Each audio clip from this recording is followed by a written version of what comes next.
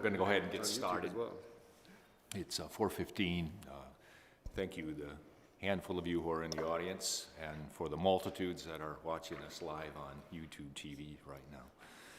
This is a journey for us to complete a 23-24 budget, something we will do 2 weeks from now. We hope to finalize that. This is, I think, our second iteration of that. We do that publicly for anyone in our audience or listening audience who wishes to make comment on our work. They're free to do that either today or certainly 2 weeks from now when we meet. So we have one item on our agenda, and that is it. That is the taking a look at the 23-24 budget.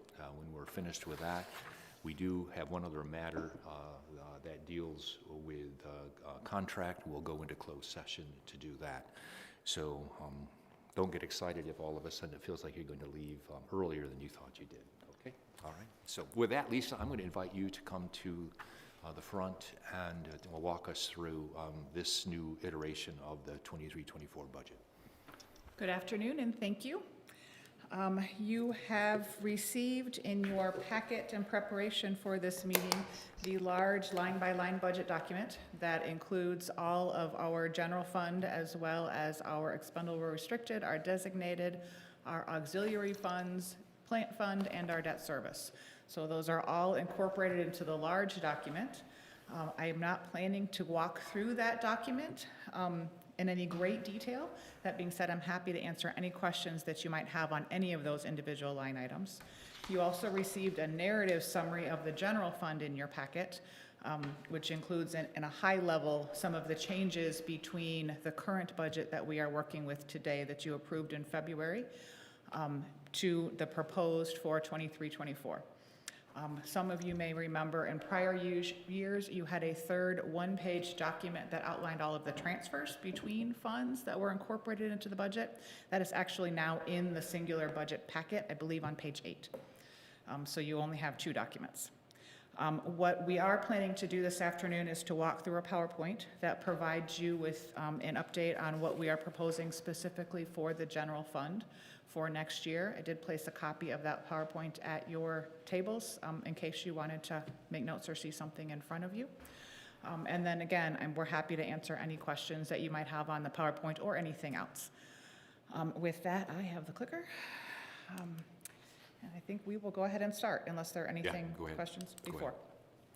All right, so as we typically do to look at 23-24, the proposed for next year, we want to take a step back and look at what we're doing for this fiscal year, 22-23.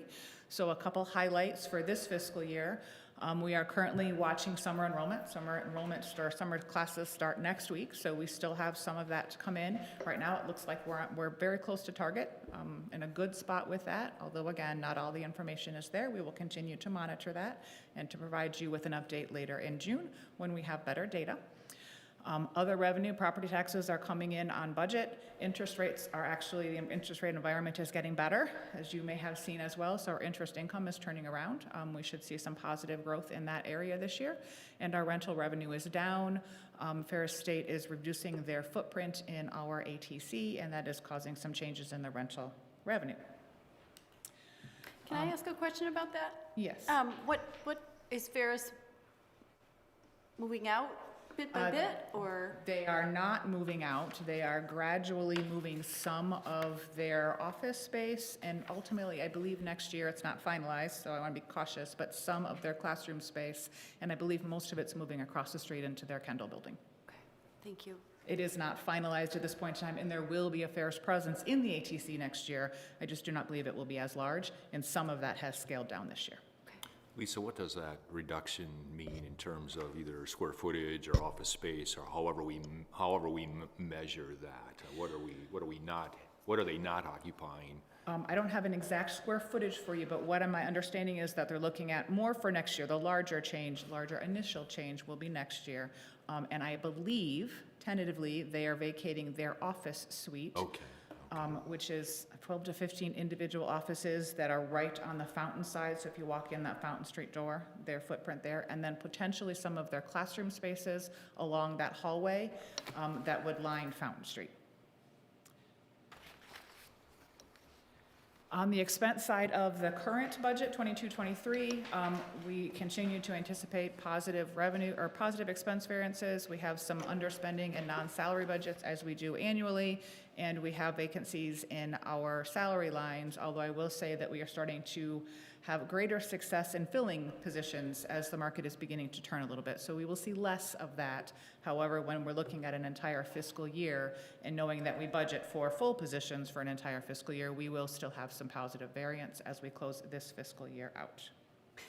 Lisa, Go ahead. Lisa, does the underspending concern you in any way? Often, you underspend in one year, but you're going to spend more in future years, or it may cause you to fall behind in technology or fall behind in something because you're not spending the money now. So is this of any concern for us? It is not of concern right now. I'm certainly glad to see that we are starting to fill positions again. There are still a couple that we are struggling with. Non-budget, the non-salary. On the non-salary, doesn't necessarily concern me. I think we've got a host of budget control officers, which was what we call those that have budgets in departments or programs that they're responsible for that are conservative.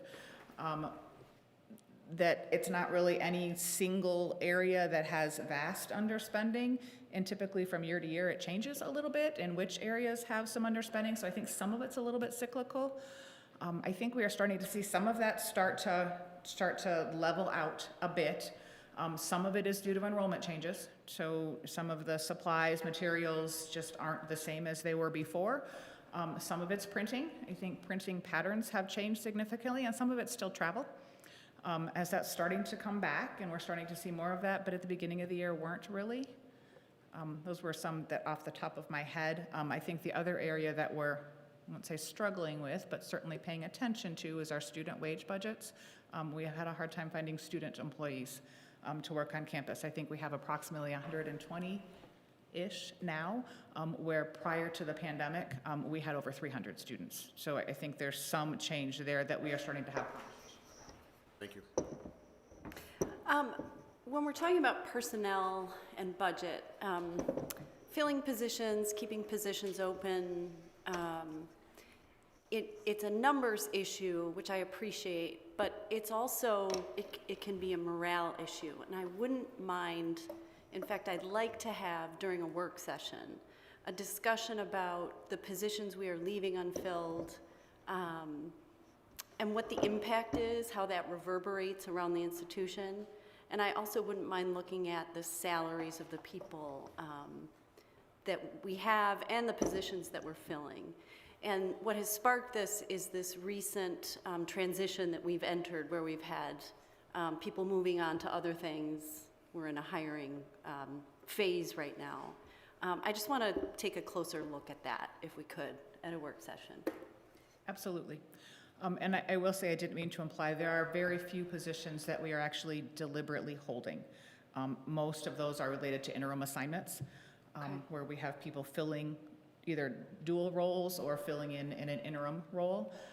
The other positions that is primarily causing the positive salary vacancy would be where we just couldn't hire based on the market conditions, and that is the part that is starting to get better.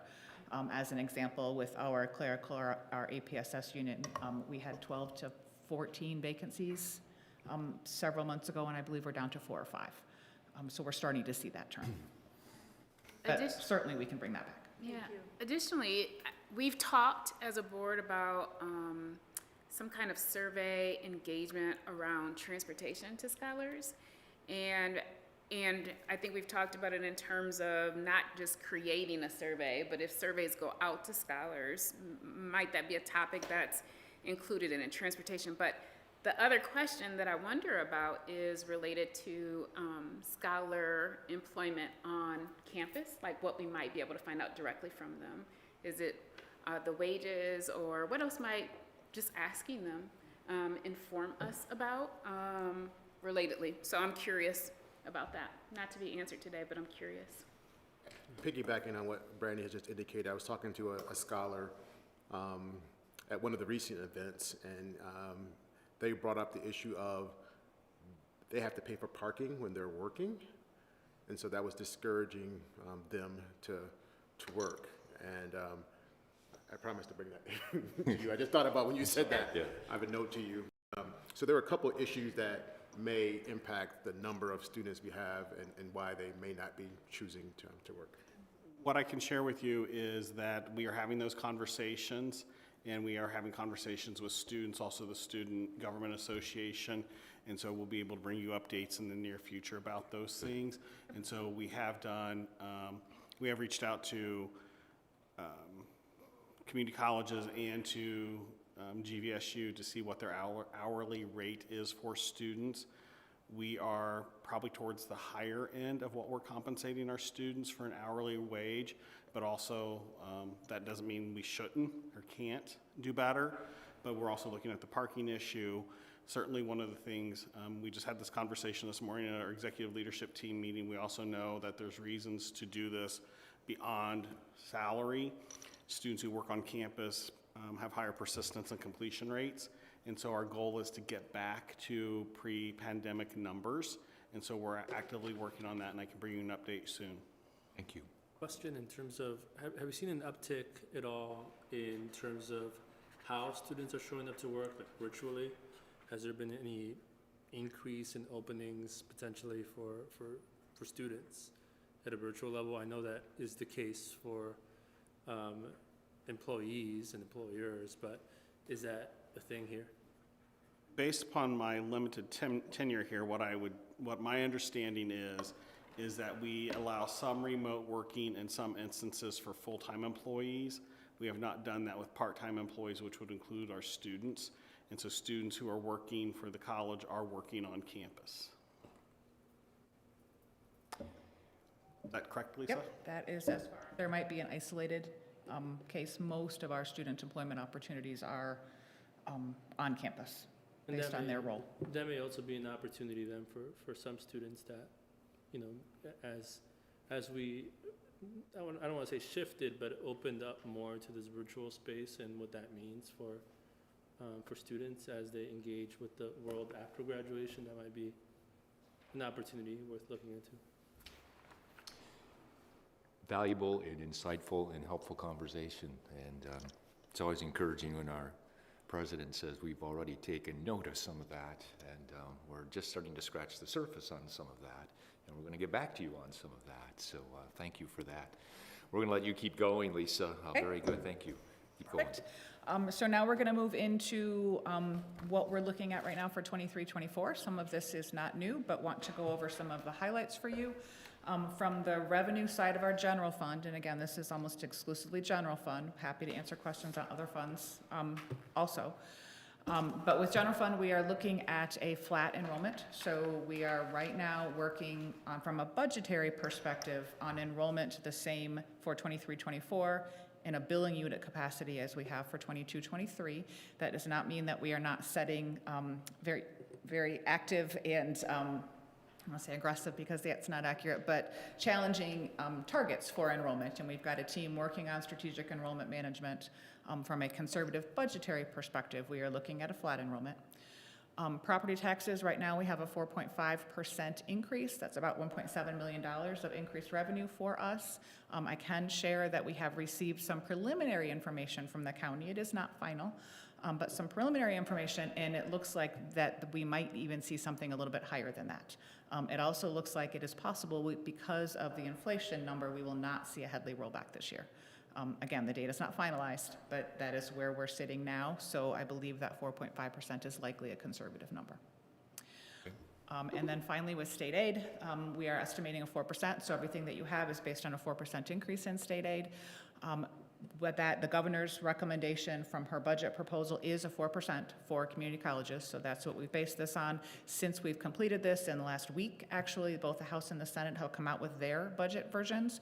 The House is at 4.5%, and the Senate is at 6%.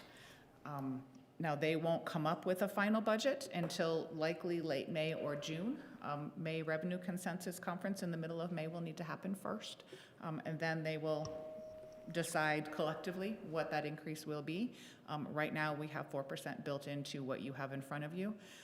The Senate, and to some degree, the governor's office as well, also has some one-time money in there. The Senate most specifically has an equipment infrastructure technology allocation one time for community colleges that if it came through to us as the Senate has it proposed, would be a one-time allocation of approximately $4.6 million that we could use for equipment needs or related, but capital infrastructure type stuff. That is not at this point in time built into this budget, but that would be one time for specific items.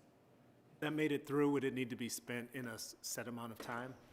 I would assume if that made it through, it would need to be spent in the fiscal year. That fiscal year? But we don't have any detail at this point in time other than 2 or 3 sentences. We also have included MIPSRS funding, as we always do with the revenue they pass through to us and then turn around and pull from an expense side. So we've estimated that at $7.8 million. There is some additional MIPSRS funding built into a couple of those budget scenarios. It looks to me like there is an increase that also is going to increase on the expense side. So I don't think there is any change, but as we're waiting through their budget documents and they continue to provide additional detail, we will keep a close eye on that. On the expense side of the preliminary 23-24 budget for general fund, salaries are clearly our largest expenditure. Those are either based on current contract or, with the case of APSS, based on an estimate. We are in negotiations with that group.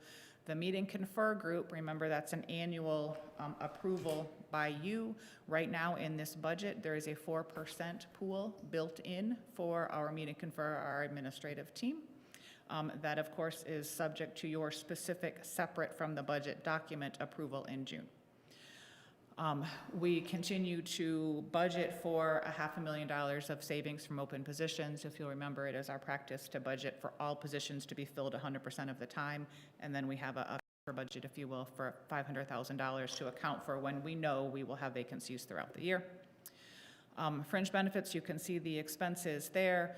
Most significant one is the 4.1% increase in health insurance.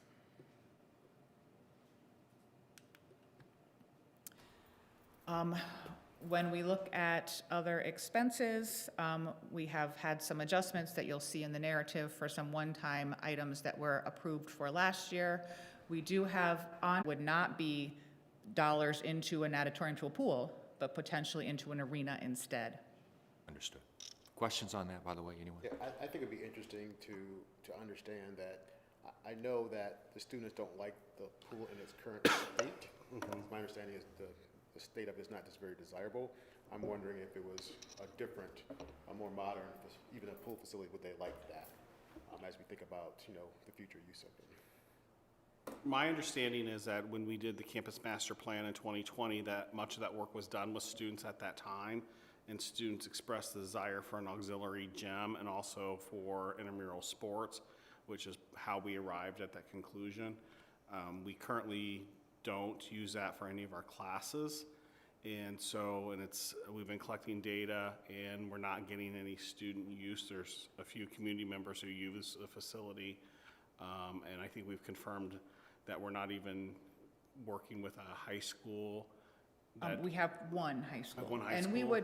we would start to work with all of them, and we are certainly not looking to shut that pool down next week by any means, but we would certainly start to work with all of our community partners as we continue to gather this data. But you are absolutely correct. As part of that master plan, we did some extensive student surveying with student focus groups, and it came up a number of times that students don't have space for intramurals. Students would prefer better opportunities for exercise, weight equipment, some of the other things that we're just not able to provide in the space that we have. We have a single arena. That arena is used heavily for athletics, as well as exercise science classes in the prime times that an intramurals program, as an example, would run. So it's just not really been a possibility for us, and it is a strong desire from our student organizations. Could you put this sort of 12.5 million in the context of what the cost is to even run, there seems like there'd be some offsetting costs in terms of to run the pool and what's happening now, and we've heard some conversation around needing to do some, like it's not ADA compliant or some other things. So I'm wondering, like that's just not a flat number. I mean, there's also, it would be offsetting some other costs that currently That is, goes in? yes, absolutely, and I don't have those exact figures in front of me, but between the pool maintenance itself, the chemicals that you need to continually, the custodial and operational support to manage it, the lifeguard support that needs to be there anytime we have that pool open, it's in excess of $100,000 to just operate it. And you're exactly right. We had the full Michigan Department of Education here. We don't have the final report, or we would bring that to you. We are still waiting on it. But in their preliminary report, they cited the natatorium itself as not being compliant. You can't get up to the bleachers as a spectator. So there's some significant work that would be required. Should we continue to maintain it as is? Yes. What I'm hearing staff say is we need to do something. We're not sure what that something is. We have placed $12.5 million in this budget to move us in the direction of doing something. We'll give definition to that something later on. Is that fair? It is absolutely. It will be fairly expeditiously because, again, we're going to need to respond to that final Sure. MDE Civil Rights ADA audit report when we receive it, which we would anticipate any time now. Thank you. Thank you. Keep going. And then there are some additional projects, which we'll see on the next slide. And then the other thing to point out is our debt service payments continue to go down as we have refinanced existing debt and we are beginning to pay off. So within another 2 years, the only debt we will have outstanding is the $26 million bond issue we did in 2012. These are the additional items that are included in that plant fund. We are looking to upgrade all of our code blue safety pedestals and the call boxes in the parking ramps. The pedestals are actually yellow. You will see them on campus. They all need a significant upgrade, which is important. We have some office furniture needs in the administration building. That is the last place we have some of the very old Davenport furniture. Conference room in 226 is a good example of that, and the chairs are breaking. Some wireless expansion, primarily in some of our utility closets. We have some high-tech HVAC technology that we can't get service to when our technicians go to work on them in those closets. And then our audiovisual equipment in our ATC banquet rooms, the rooms we use for large gatherings, large events, is at end of life. So with that, the next steps are actually, I will certainly be here with a financial update at your board meeting in May. I'm happy at either now or at that time to answer any additional budget questions that you might have. We will not bring this back to you for your full approval until June, so that you've got some time should there be any questions that arise. So right now, our plan is to bring that back to you in June for your consideration. At that time, we would also bring the tax levy that you approve on an annual basis as well, and then a separate salary consideration for our meet and confer group, as that is an annual group versus a 3-year contract like our other bargaining units. So we have another month of reflection. I don't know that we've ever had a time where this board has doubted the integrity of the numbers. Whatever number that shows up on here, we've trusted those numbers and we have no reason not to trust those numbers. Our job is to try to find that right sweet spot between priorities and needs and current realities. So what we have in front of us is staff's response to that. We have roughly $120 million. This is staff's response. As each time we talk, it feels like something bubbles up. It feels like maybe there's another blind spot that we didn't see. And I want to make sure that trustees have opportunity, if as you've listened to this, if we want to encourage staff to take a look at something one more time between now and June before a final budget comes to us. We don't need to respond to that right now, but if there is something that comes to mind, said, hey, I've listened, and before June, I'd like a little more clarification on this, or I'd like a little more clarification on that. Is there something right now that bubbles to the surface from anyone? Just a minor point, Lisa. In the dental clinic, which seems to have a rather small budget, I know that the clinic services the community. Is that subsidized to any extent, do you know? The clinic is part of our educational experience, so it serves as a learning lab for our dental students. Right. So in that sense, it is subsidized, I guess, although it is part of their learning lab. So it's something that they certainly need in order to make sure that they fulfill their learning objectives. Did I answer that And question? servicing the community there, that's just a part of their training. Yes, yes, and something that we need to provide for them, that clinical opportunity in that space as they're learning is something they're required to do. So it is an amazing service for our community, Yes. and we would certainly like to tout that for sure. But there is not a significant cost to those that come in for those services because it is our learning lab. Anyone else? Any other either point of emphasis or thought that you want to put on the table before we adjourn? Anyone? Hearing none, we are going to adjourn the work session. We do have a closed session. We do have a contractual matter that we need to review. We're going to move over into that room, which is a little more conducive to sitting around a table and looking at each other and conversing. So this meeting is adjourned, and we'll reconvene in 2 minutes in the room next door over there.